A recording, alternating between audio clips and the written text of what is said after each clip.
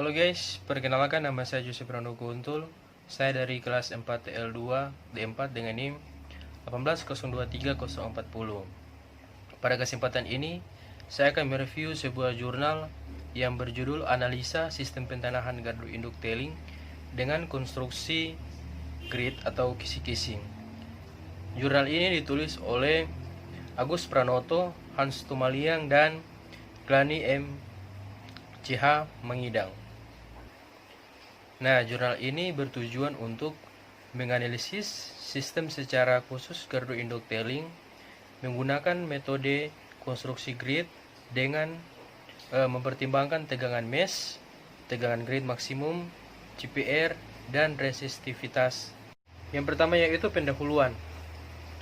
Gardu induk merupakan salah satu dari bagian sistem tenaga listrik yang berpotensi mengalami gangguan yang disebabkan oleh sembaran petir, yaitu tegangan impuls petir, tegangan impuls hubung buka, dan tegangan impuls petir terpotong dan arus gangguan.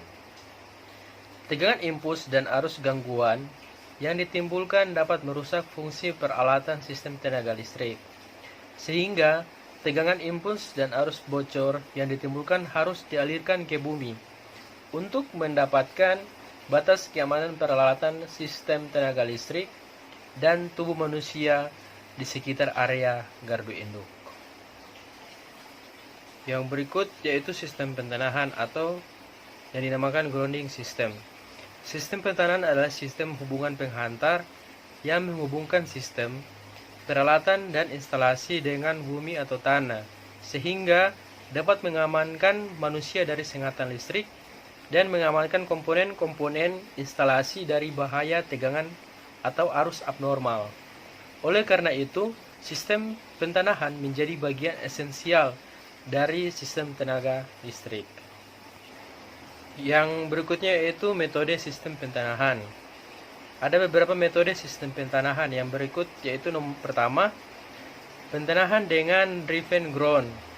Pentanahan dengan driven ground adalah pentanahan yang dilakukan dengan cara menancapkan batang elektroda ke tanah.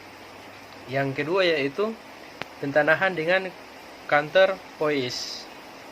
Pentanahan dengan counterpoise adalah pentanahan yang dilakukan dengan cara menanam kawat elektroda sejajar atau radial beberapa sentimeter di bawah tanah, yaitu 30 cm sampai 90 cm.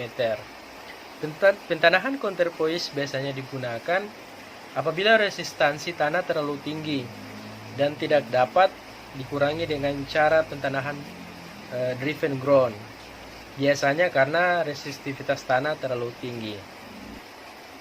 Yang ketiga itu pentanahan dengan mesh atau grid. Pentanahan dengan mesh atau grid adalah cara pentanahan dengan jalan memasang kawat konduktor elektroda membujur dan melintang di bawah tanah, yang satu sama lain dihubungkan di setiap tempat sehingga membentuk jala dalam kurung yaitu atau mesh atau grid. Sistem pentanahan mesh atau grid biasanya dipasang di gardu induk dengan tujuan mendapatkan nilai resistansi tanah yang sangat kecil atau kurang dari 1 ohm. Nah, sekarang kita akan masuk dalam pembahasan sistem pentanahan gardu induk tailing. Nah, dari hasil perhitungan dapat dianalisa beberapa hal yang menjadi perhatian dalam menentukan besarnya nilai resistansi pentanahan yang sesuai dengan standar pada gardu induk, yaitu 0 sampai 1 ohm. Yang pertama itu resistivitas tanah. Resistivitas tanah menjadi parameter yang penting, yaitu menentukan jenis pentanahan seperti apa yang akan digunakan sesuai dengan kondisi tanah tersebut.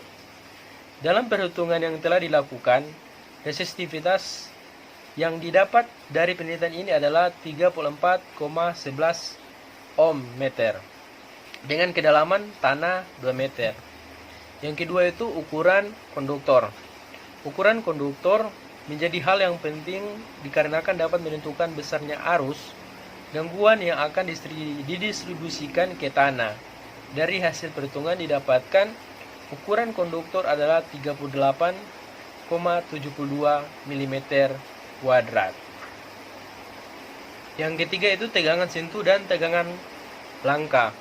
Keadaan aman atau safety seseorang dalam area gardu induk bergantung pada pencegahan terhadap besarnya nilai energi kejut listrik agar diserap baik pada kondisi normal ataupun gangguan.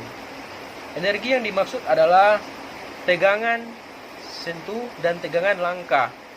Tegangan tersebut memiliki batas kriteria yang diizinkan.